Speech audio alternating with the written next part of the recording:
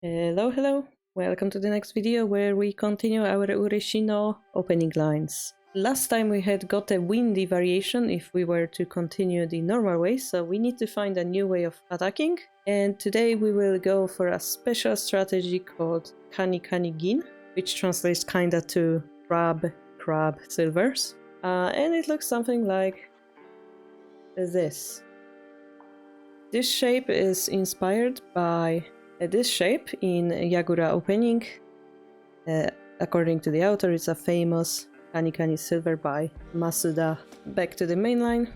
So our main problem in this variation will be that we are missing this pawn. So we are the one pawn behind. We will have to somewhat work around it. So enemy will follow up naturally, and this is when we wanna push on the third file. Notice that if we were to change our plan and play Rook 5-8 or so, trying to break through the center, we are actually missing a pawn in order to engage, right? So we cannot break through that easily.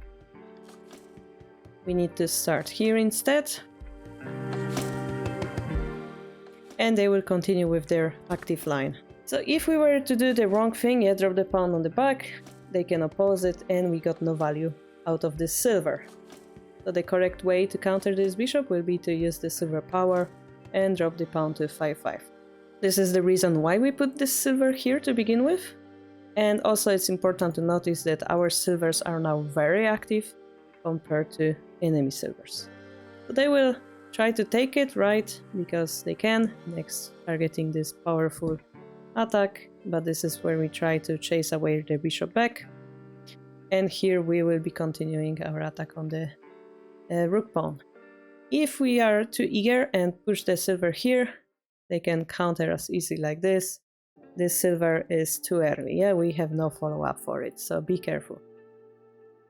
We will attack here instead, and we are targeting silver and bishop exchange like this, which cannot be bad for us. This is what the author is pointing out. This is something we want, Why is it good for us? Because generally speaking, bishop and silver exchange games are very hard to contain the situation. We have two strong pieces in our hand. It will be an interesting fight for us. So here they will defend. And the question is, where do we go with the rook? Do we go back or do we take the pawn? We talked about the fact that we don't have many pawns and maybe we will feel eager to take it. But actually it won't be good because they will chase us away. And notice this silver drop will attack the rook and the king at the same time. They will break our shape a little bit more, leaving the king's head weak. And then counter with rook to 4-2, which is very scary, as once you defend here, they can utilize the bishop drop to 3-5. The reason why they move the rook first is to block the defense of the rook. You see how this silver defense is blocking this efficient defense, So both of those moves are possible to defend at the same time. Therefore, taking the 4-4 pawn, the side pawn, was dangerous. We have to go back. They will try to make a horse, and this is when we finally move the silver to 5-4. The target simply is, if they ignore it, we drop the pawn to 4-3. And notice how those pieces cooperate together with rook. Really nice development for us. So they have to defend it, and they do it by moving the gold. They defend the square, on top of which they delete this wall that was blocking the king of this side. Now they have a square to run to. Very good defense from Gote. And here it is where we continue our mutual attack. We drop pawn 5-3. They can take it with both silver and gold, but notice if they take it with the silver, we can drop the bishop immediately. If they take it with the gold, we take first and then drop the bishop.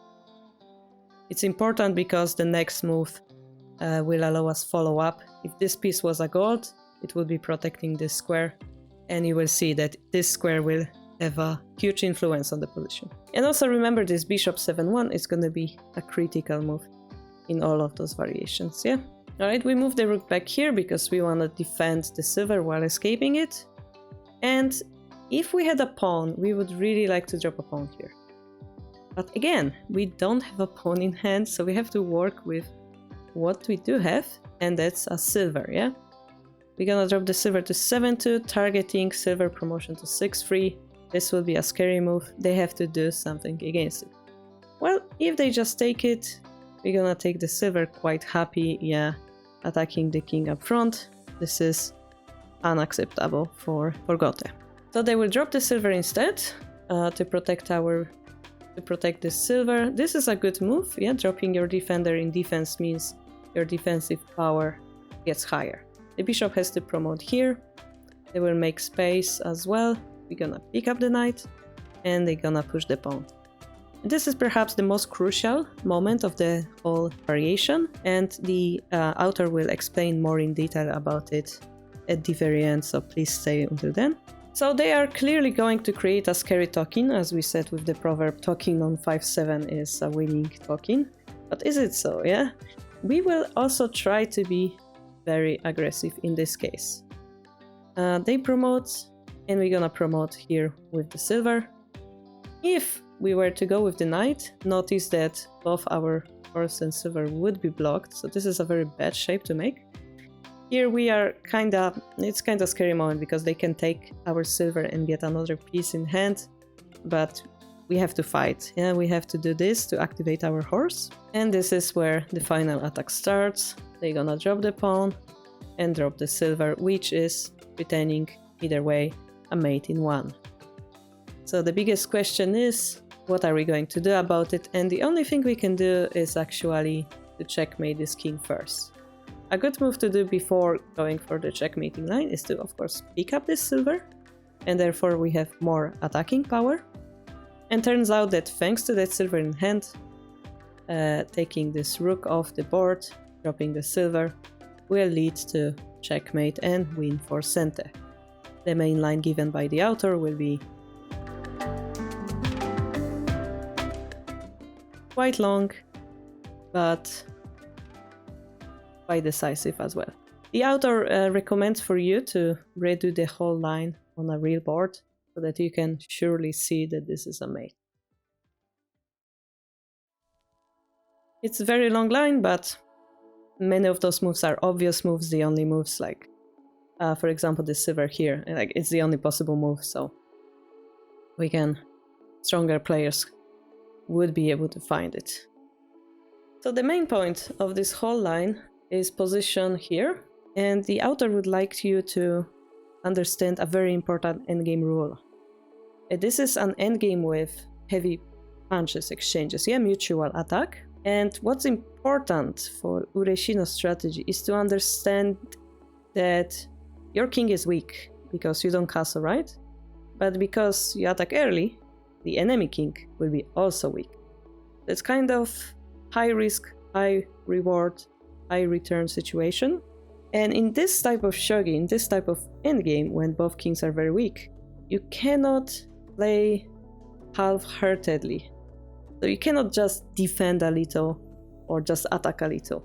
You need to decide what you're gonna do and keep doing it. So for example, if here we would be scared of this pawn promotion and, for example, create an escape route for the king, they're gonna drop the pawn, we're gonna take it with the gold, we're gonna promote the pawn. Notice we don't have the knight on the board, right, as before, and attack in similar manner.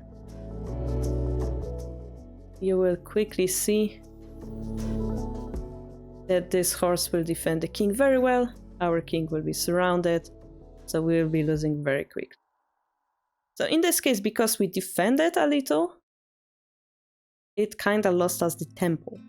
Instead, because we decided to defend, yeah, by pushing this pawn, we should continue doing it. So in case they drop the pawn, we decided to defend, we continue with defending, yeah?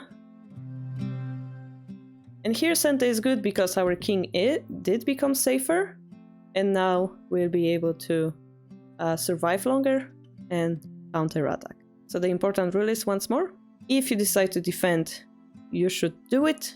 If you decide to attack, do attack, yeah? It's important to do it and not half-heartedly. In the main variation, of course, we fully attacked. So that was a great variation as well. I guess it also may depend on your playstyle, which do you choose, which do you feel more comfortable with. In this variation you would have to find that Tsume right, but it's important that you are decisive in your choices. So that's all for this line today. We actually ended the chapter number 1 of the book, a full chapter, which was about the basics of Ureshino. I didn't read the next chapter yet, but the title is Versus Ureshino, Exchanging the Rook Pawn. So it's gonna be probably more in depth about this certain opening. If you guys are interested, please let me know. We're gonna do one more video this week, day after tomorrow. I hope I will see you there, and for now, bye bye!